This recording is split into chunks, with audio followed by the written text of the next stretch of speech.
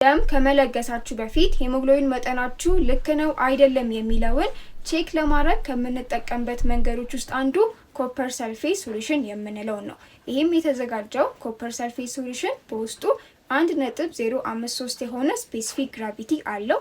እኛ ደግሞ ከጣታችሁ ደም በምንወስድበት ሰዓት የመጀመሪያውን ጠብታ እንጠርግና ሁለተኛውን ጠብታ ቀጥታ ሶሉሽኑ ላይ እንዲሆን እናረጋለን ማለት ነው።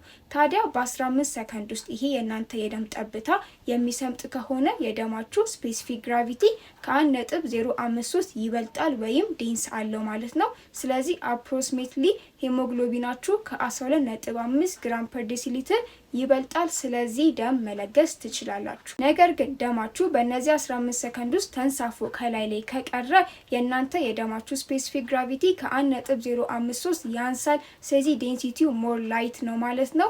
ሄሞግሎቢን መጠናችሁም አፕሮክሲሜትሊ ከ12.5 ግራም ፐር ዴሲሊትር በታች ነው ማለት ነው።